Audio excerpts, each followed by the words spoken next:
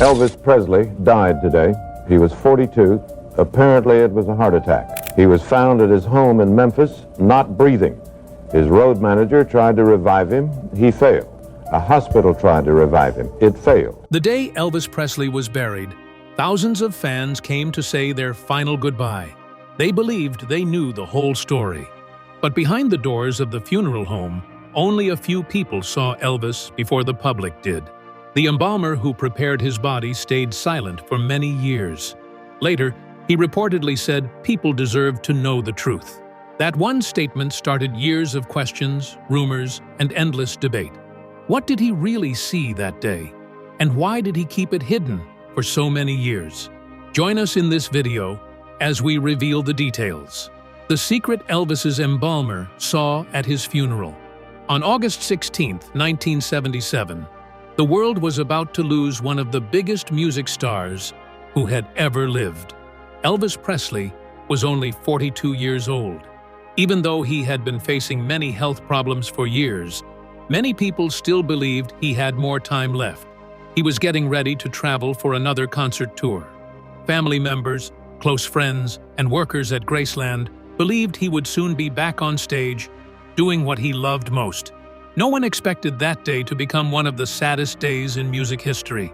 The day started like many others at Graceland. Elvis had spent the previous night with people close to him. He had played racquetball with his cousin and later sat at the piano. He sang gospel songs and appeared to be in good spirits. He even spoke about his upcoming tour with hope and excitement. People around him believed he was looking forward to performing again. After spending time with those close to him, Elvis went into his bathroom. He took a book with him because he often liked to read while spending time there. Hours passed, but no one became worried at first. It was normal for him to stay alone for long periods. As more time passed, concern slowly started to grow.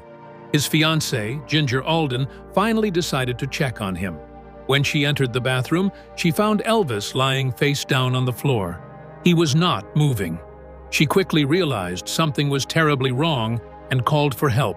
People inside Graceland rushed into the room. They hoped he was still alive, but the situation looked very serious. Emergency workers were called immediately. Within minutes, an ambulance arrived at the mansion. Paramedics hurried inside and ran upstairs to the bathroom. According to reports from that day, the first thing they noticed was that the man lying on the floor did not even look like the Elvis Presley they knew from television and concert stages. His body had changed so much that they did not recognize him at first. His face was badly swollen. His skin had turned dark blue and purple. His body looked much larger than expected.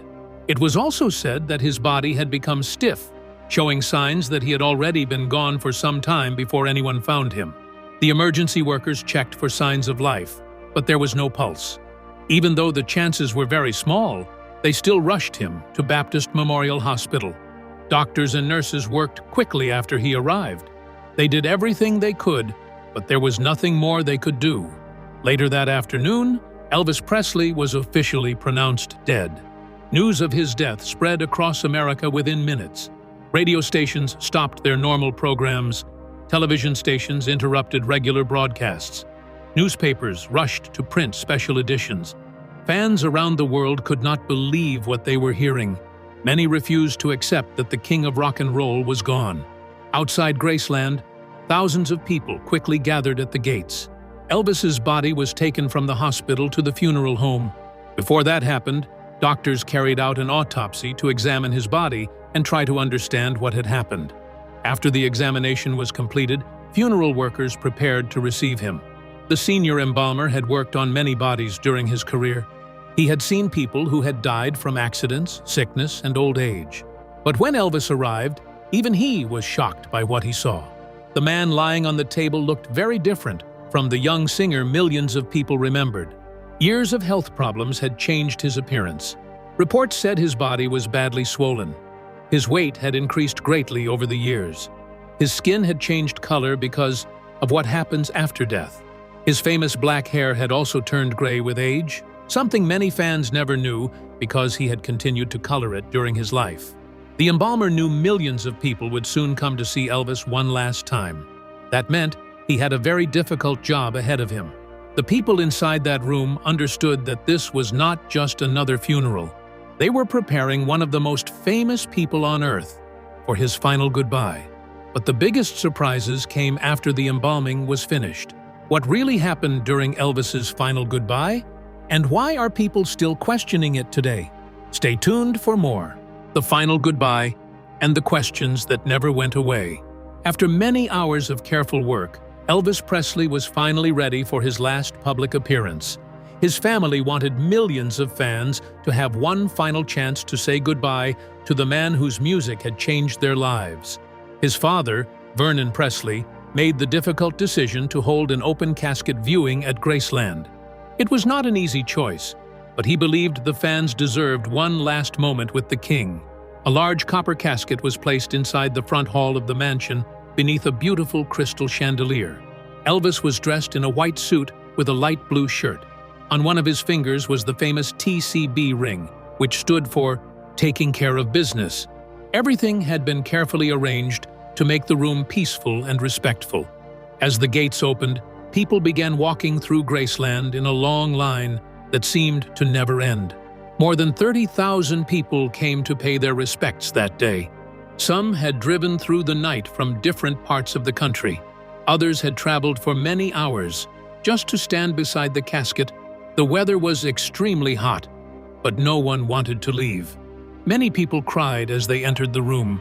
Some quietly prayed. Others simply stood still, unable to believe that the man lying before them was really gone. Security around Graceland was very tight.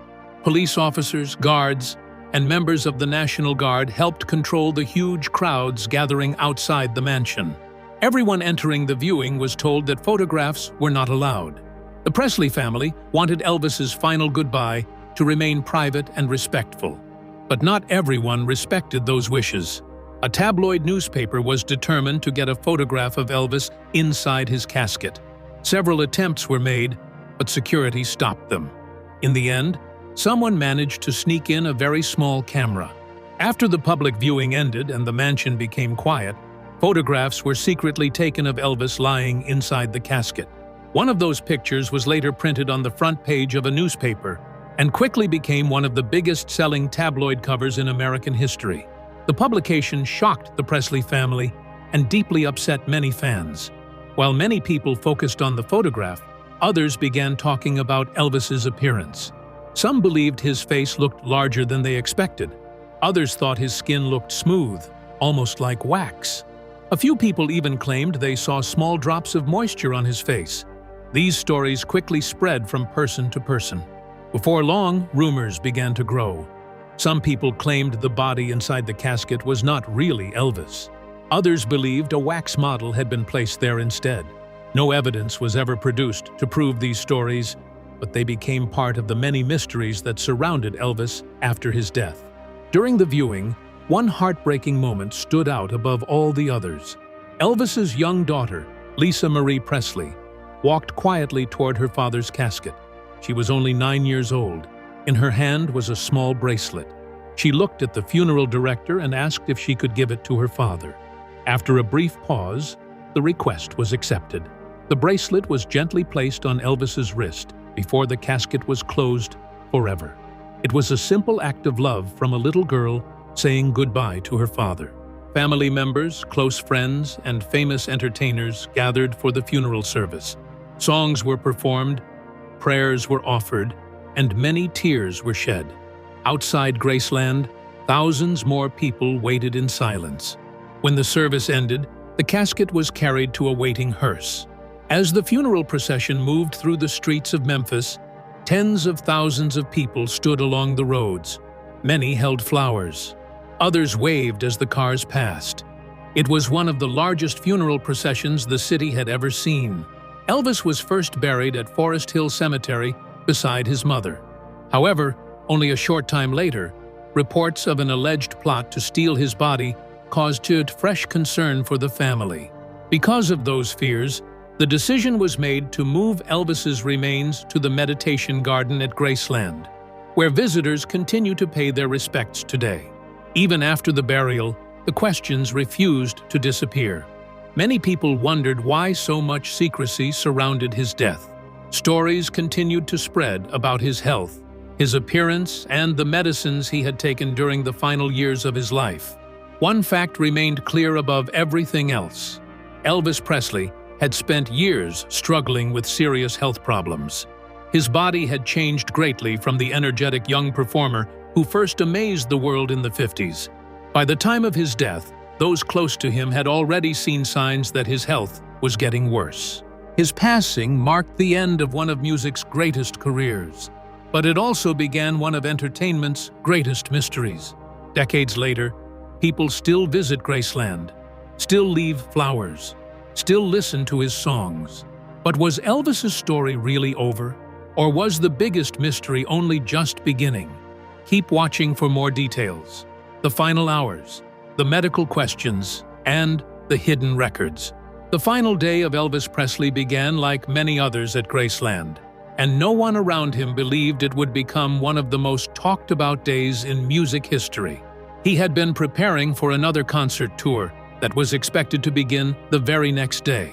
Those close to him later remembered that he appeared calm, hopeful, and excited about returning to the stage.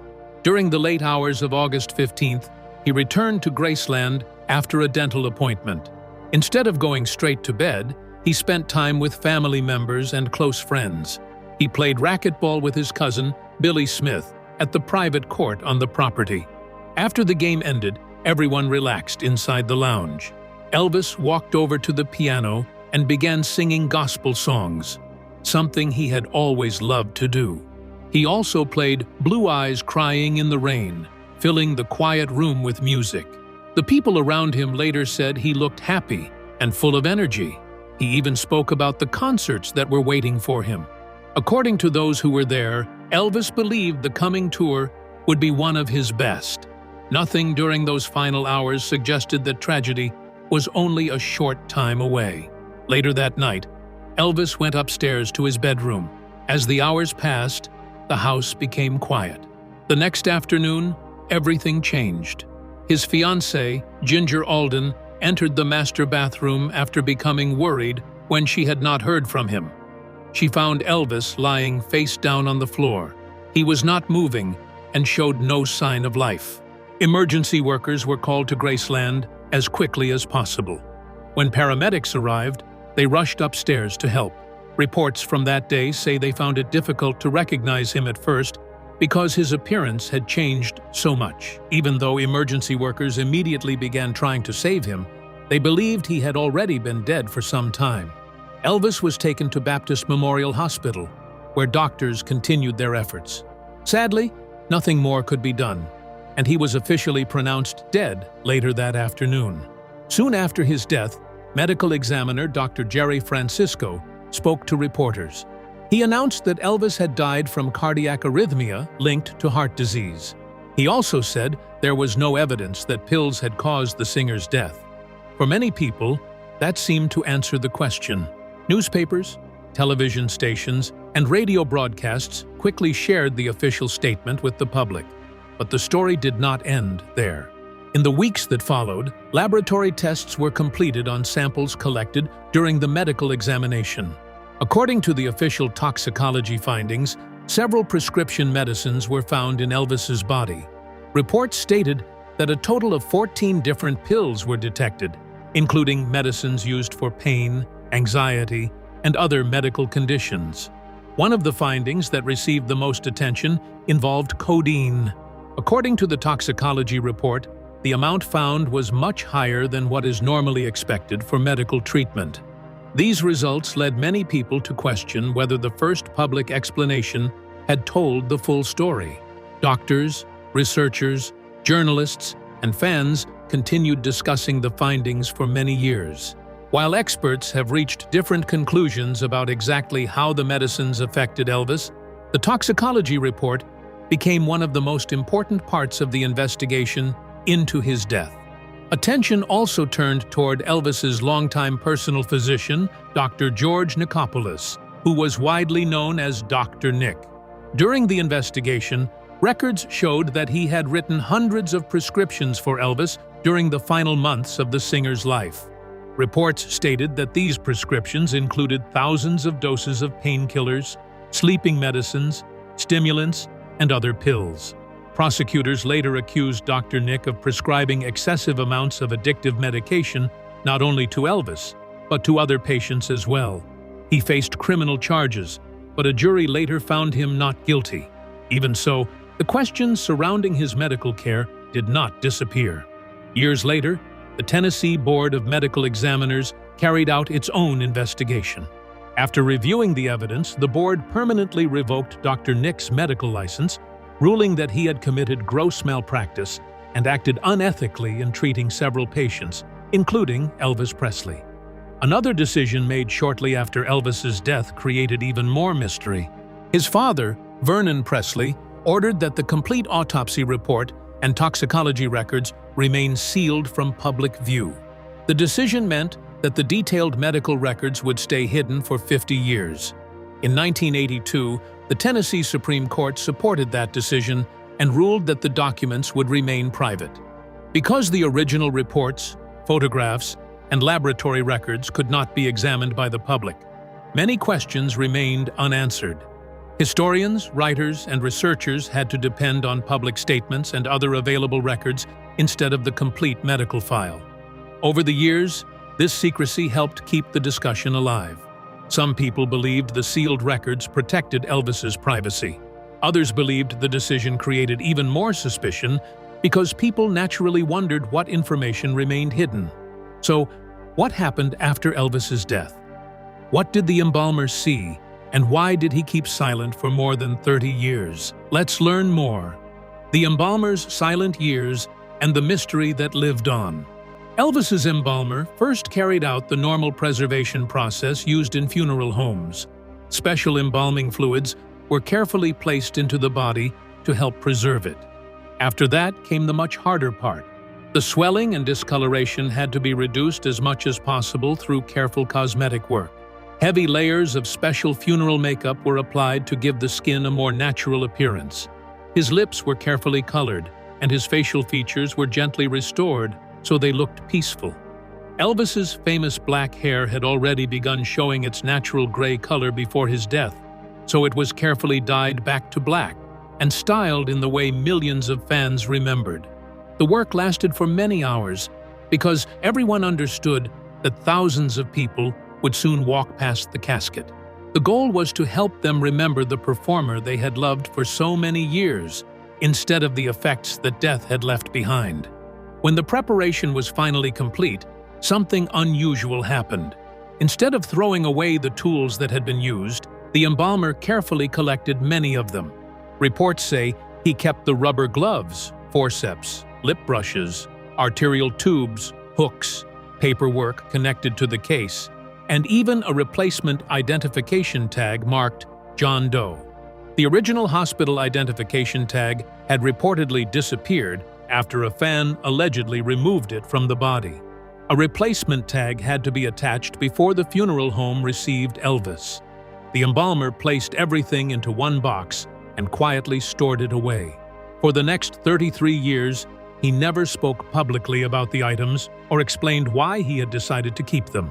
His silence became part of the growing mystery surrounding Elvis's death.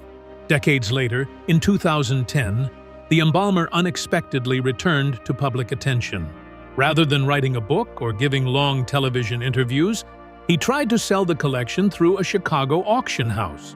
Before the sale could happen, the funeral home objected, saying the items belonged to them. The auction was stopped and the collection was returned. Before disappearing from public view again, the embalmer made one short statement. He reportedly said that people deserved to know the truth about what happened inside the preparation room that night. He did not explain what he meant, and he never gave further details. Because of that, many people wondered whether he was speaking about the difficult condition of Elvis's body or simply about the emotional experience of preparing such a famous person for burial. No clear answer was ever given. The following day, Graceland opened its doors for a public viewing. Later, the funeral procession moved slowly through the streets of Memphis. Around 80,000 people lined the roads to watch the hearse pass by. Many cried openly while others simply stood in silence. Sadly, the day also ended in tragedy when a drunk driver struck several mourners gathered along the roadside, assassinating 2 young people. Only days after the burial, another unexpected event added to the mystery. Police arrested 3 men who were accused of trying to enter Elvis's burial place. Early reports claimed they wanted to steal his body and demand money for its return. Years later, another claim suggested the entire incident may have been staged to provide legal reasons for moving Elvis's remains from the cemetery to Graceland. Looking back, Elvis Presley's death became much more than the passing of a music legend. It also became a story filled with medical questions, legal battles, personal loss, and years of public curiosity. Some questions have been answered through official records and investigations. Others continue to be debated because different people reached different conclusions. Elvis Presley's life inspired generations, and the mystery surrounding his final days has ensured that interest in his story has never truly faded. After the world lost its greatest music icon, what difficult decision did his father have to make? And what was the private wish that only a few people knew about? Let's find out. Elvis's final wish and the heavy burden his father had to carry. While the world mourned outside the gates, another painful story was unfolding inside Graceland. Elvis's father, Vernon Presley, was now carrying the greatest burden of his life. He was no longer simply grieving the loss of his son. He also had to organize one of the biggest funerals in American history. Every decision rested on his shoulders. He had to work with funeral directors, family members, lawyers, and close friends, while trying to cope with the heartbreak of losing his only son. But according to later accounts from people close to the Presley family, there was another problem weighing heavily on Vernon's mind. It was a private request that Elvis had reportedly shared long before his death. According to former Graceland housekeeper Nancy Rooks, Elvis had spoken several times about how he wanted to be buried. In her book, published years later, she wrote that Elvis did not want to be buried in the ground. She claimed he had mentioned this wish on more than one occasion, and that other people close to him had also heard him say the same thing. This account has become part of the many stories surrounding Elvis's final wishes, although it was never included in a formal written will. According to Nancy Rooks, Elvis preferred an above-ground mausoleum instead of a traditional underground grave. She believed this wish came from something much deeper than personal preference. Elvis had always shared a very close bond with his mother, Gladys Presley. Her death in 1958 left him heartbroken, and many people who knew him said he never truly recovered from losing her. Nancy believed Elvis wanted to rest in the same way his mother had originally been laid to rest. She described mausoleums as places Elvis saw as peaceful, beautiful, and filled with dignity. Whether this was his only reason is impossible to know for certain, but those who knew him believed his love for his mother played an important part. Vernon Presley now found himself facing a choice that no father would ever want to make. On one side was the reported wish of his son. On the other side were the difficult realities of planning a funeral, while millions of people watched every step. His first decision was to place Elvis inside a private crypt at Forest Hill Cemetery in Memphis. Reports say Vernon also arranged for the remains of Elvis's mother, Gladys Presley, to be moved so that she would rest directly beneath her son. This gave father and son some comfort because the arrangement closely matched the type of resting place Elvis had reportedly wanted. At the time, Vernon believed this private mausoleum offered security, peace, and privacy for the Presley family. However, he was not thinking only about the present. According to reports, Vernon wanted something much greater for the future. He began making plans to build a permanent above-ground mausoleum at Graceland itself. He reportedly contacted architects and discussed possible designs for a large and beautiful structure inside the meditation garden. The dream was to create a peaceful place where Elvis could rest forever, while family members and fans could visit with respect. But as the plans moved forward, another difficult truth became impossible to ignore. Although Elvis had earned millions during his career, his estate was facing serious financial challenges after his death. Maintaining Graceland, paying debts, handling business matters, and managing many other expenses placed enormous pressure on the family's finances. Reports say Vernon carefully reviewed the estimated costs for the planned mausoleum and realized it would require far more money than the estate could provide at that time. He reportedly believed that if the mausoleum could not be built properly, then it should not be built at all. It was another heartbreaking decision made during an already painful period. When new security fears began to grow, would Vernon Presley be able to honor his son's reported final wish, or would he be forced to make a heartbreaking decision? Let's take a closer look. The move to Graceland and the family legacy that followed. The days following Elvis Presley's funeral were filled with sadness, but they were also filled with growing concern. His family hoped they could finally begin grieving in private after saying goodbye to him. Instead, they found themselves facing another difficult situation. Reports soon began spreading that Elvis's burial place at Forest Hill Cemetery might not be safe. News reached the family that there had been an alleged plot to steal his body and demand a large ransom. Whether every detail of those reports was true has remained a subject of discussion over the years, but what is well documented is that serious security concerns surrounded Elvis's grave. The Presley family could not ignore those concerns. Vernon Presley had already lost his son. The thought that someone might disturb his final resting place was something he simply could not accept. Protecting Elvis became more important than anything else. The family knew they had to act quickly before another problem could arise. Vernon gathered a small group of trusted people and began making plans to move Elvis from Forest Hill Cemetery to Graceland. The move was carried out quietly and away from public attention. It was a private moment, shared only by family members and the workers responsible for carrying out the transfer. Elvis's mother, Gladys Presley, was also moved so that mother and son could continue to rest side by side. The decision brought comfort to the family because they believed they would both be safer inside the grounds of Graceland than at a public cemetery. The new burial site was prepared inside the meditation garden, one of the quietest places on the Graceland property. Although Vernon had once hoped to build a beautiful above-ground mausoleum there, those plans never became reality. Financial challenges made such a project impossible at the time. As a result, Elvis was buried underground inside the meditation garden. According to accounts shared by people close to the family, this was different from the burial preference Elvis had reportedly expressed during his lifetime. For Vernon, the decision was painful. He reportedly wanted to honor every wish his son had made, but he also had to consider what would best protect him. In the end, safety became the family's highest priority. Even though the final burial was not exactly what had once been discussed, Vernon worked hard to make the meditation garden a peaceful and beautiful place. The area was carefully maintained and surrounded with flowers, statues, and quiet walkways that gave visitors a chance to remember Elvis with respect. As the years passed, the meditation garden slowly became more than Elvis's resting place. It became the resting place of much of the Presley family. After Elvis and Gladys were buried there, Vernon Presley himself was later laid to rest in the same garden. His mother, Minnie Mae Presley, also joined the family memorial.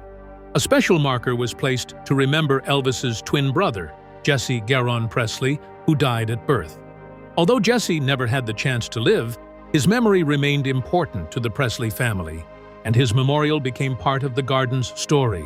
Many years later, another tragedy touched the family when Elvis's grandson, Benjamin Keogh, died. He too was laid to rest in the meditation garden. Not long afterward, Elvis's only daughter, Lisa Marie Presley, was buried beside her son.